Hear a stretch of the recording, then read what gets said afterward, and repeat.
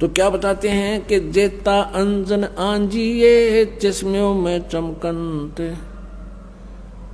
आप पुण्यात्माओं, सत्संग के दौरान आपका एकाग्रचित होना चाहिए कि के शब्द इस दास के मुख से निकले हैं। इनमें प्रत्येक के अंदर बहुत बड़ा रहस्य और आपके काम की बातें होती हैं। आप जी इधर उधर ध्यान नहीं रखे, क्योंकि 2 घंटे की बात है, तो फिर 2 घंटे शाम होंगे, 4 घंटे, बाकी 20 घंटे बहुत कुछ होते इधर उधर की सोचने।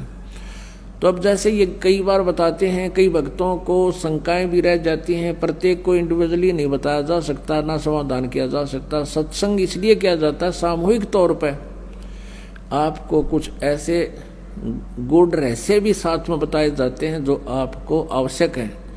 अब इसमें क्या शब्द आया है कि जेता अंजन आंजिए वो चश्मों में दिखनते। अंजन माने माया।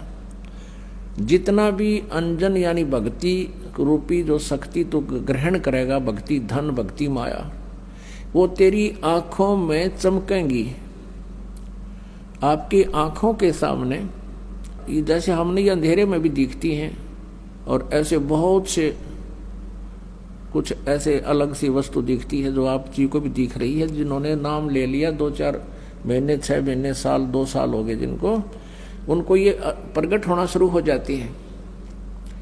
आंखों के सामने थोड़ी सी दूरी पे ऐसे तार से नजर आएंगे, बहुत ज्यादा और भी काफी क्रियाएं अपने आप दृष्टिगोचर रहती। वो क्या है, हमारी जितनी भक्ति अंदर, हमारी भक्ति बढ़गी, उसका लेवल है, उसका प्रतीक है कि आपकी भक्ति इतनी हो चुकी है।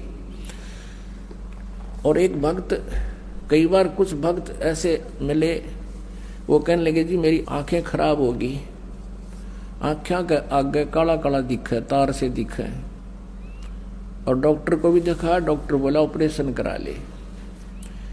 मैंने कहा भाई ये तार जो है, ये जो भी तुझे दिखाई दे रहा बेटा, ये तेरी भक्ति का प्रतीक है, और ये हमें भी दिखाई देते हैं। ये ना दिखे फिर भक्ति है नहीं तुम्हारी।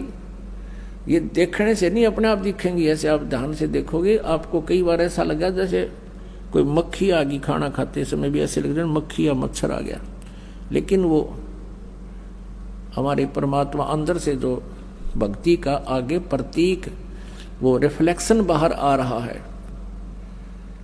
और ये सूक्ष्म शरीर ऐसा ही होता है,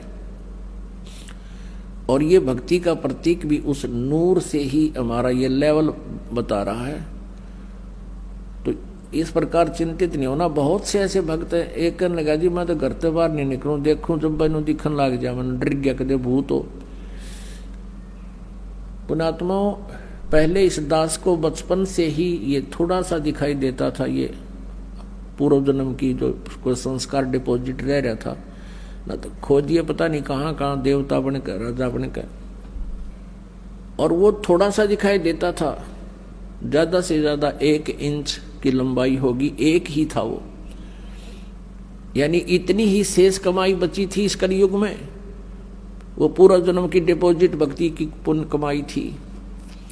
और ये दास ये सोचा करता मेरी आंखें कुछ कमजोर हैं, इसलिए ये कुछ दृष्टि दोष है। जब उपदेश लिया, नाम लिया, 5-6 महीने के बाद देखा तो ये तो और गणा बढ़ गया।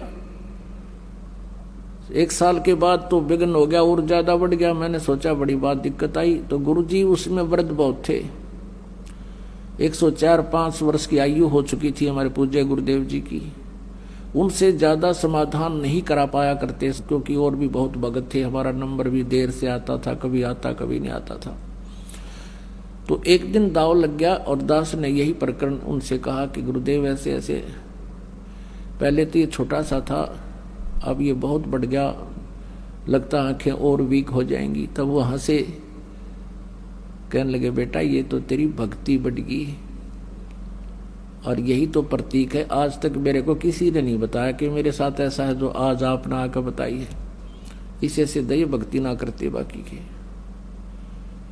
और ऐसा ही था उनके पास, कोई माया मांगना होता, कोई बेटे मांगना आया करता, कोई कार कोई ठीक, और वहां भी नाम ले लेते, और फिर माता ही घंटी बजाते, विष्णु देवी पर भी जाते, वो सारे थारा ये समझ माई होता कर्म बिगाड़ रहे थे। ठीक करना उन्हें कुछ दिखा था, और क्या दिखना था।